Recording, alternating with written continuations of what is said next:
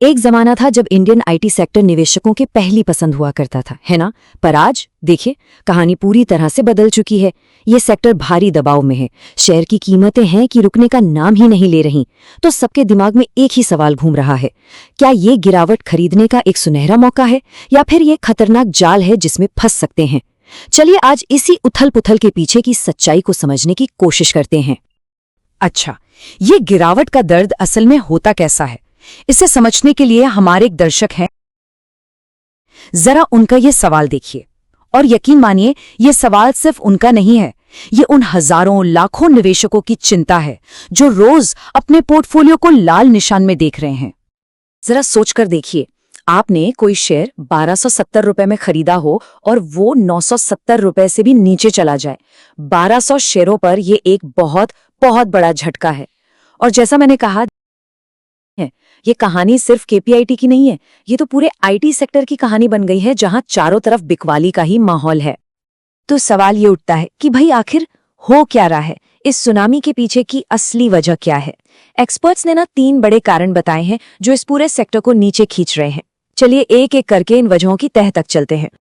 तो देखिए, पहली और सबसे बड़ी वजह है वैल्यूएशन। जो बड़े बड़े फंड हाउसेज हैं, वो अब आईटी कंपनियों को पहले जैसा ऊंचा पीई देने को तैयार नहीं है। मतलब आसान भाषा में कहें तो वो भविष्य की ग्रोथ के लिए ज्यादा कीमत नहीं चुकाना चाहते। दूसरी बात, सेक्टर की जो ग्रोथ स्टोरी थी वो कहीं ना कहीं धीमी पड़ गई है, रुक सी गई है। और तीसरा, जो शायद सबसे बड़ा डर है, वो है एआई का। एक चिंता है कि कहीं हमारी इंडियन आईटी कंपनियां एआई के इस नई दौड़ में पीछे ना रह जाएं, जिससे उनका जो पारंपरिक बिजनेस मॉडल है वही खतरे में पड़ सकता है।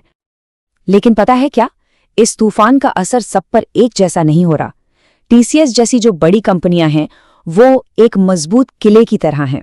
हाँ, हिली तो हैं, लेकिन उनके डिविडेंड और मजबूत बैलेंस शीट उन्हें सहारा दे रहे हैं।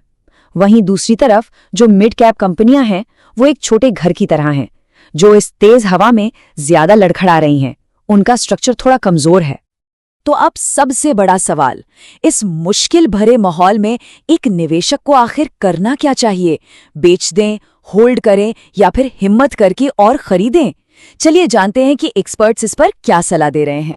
एक्सपर्ट्स की जो रणनीति है वो बिल्कुल साफ है, 2 हिस्सों में।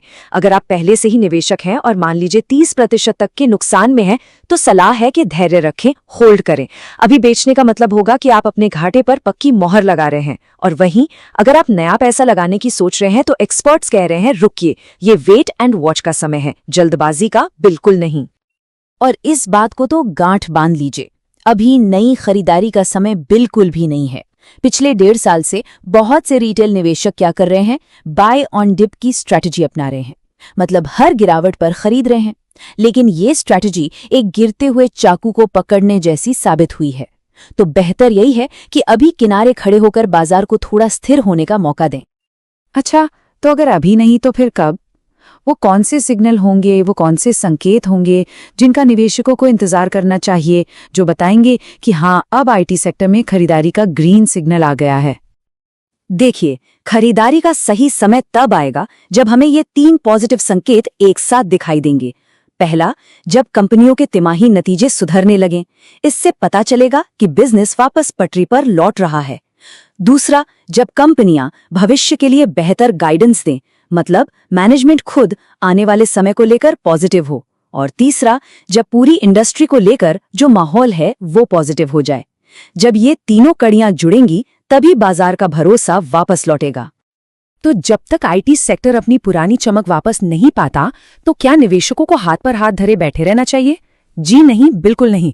एक्सपर्ट्स ने 2 ऐसे दूसरे सेक्टर्स की पहचान की है जहां इस समय मौके दिख रहे हैं। पहला विकल्प है फार्मा सेक्टर, जिसे थोड़ा डिफेंसिव माना जाता है, और उसमें भी टॉप पिक है सन फार्मा। इसके फंडामेंटल्स काफी मजबूत हैं और ग्रोथ की उम्मीद भी अच्छी है, इसलिए ये आकर्षक लग रहा है।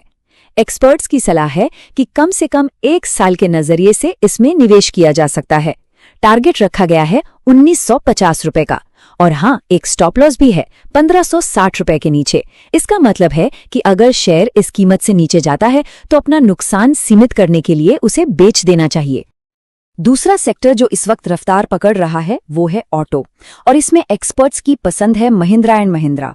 कंपनी का जो एसयूवी सेगमेंट है उसकी जबरदस्त मांग है और ऑर्डर बुक भी काफी मजबूत है, जो इसे आकर्षक बना रही है। यहां भी कम से कम 1 साल का नजरिया रखने की सलाह है। टारगेट है 4200 से 4300 रुपए का और स्टॉप लॉस सुझाया गया है 3280 रुपए का। तो कुल मिलाकर कहानी ये है कि आईटी सेक्टर फिलहाल एक मुश्किल दौर से गुजर रहा है और नए निवेश के लिए इंतजार करना ही समझदारी है। इस बीच फार्मा और ऑटो जैसे सेक्टर्स में मौके तलाशे जा सकते हैं, लेकिन सबसे बड़ा सवाल तो भविष्य पर टिका है। क्या भारत की आईटी कंपनियां एआई की इस बड़ी चुनौती को एक अवसर में बदल पाएंगी और एक नए अवतार में वापसी करेंगी, या फिर वो टेक्नोलॉजी की इस तेज रफ्तार दौड़ में पीछे रह जाएंगी?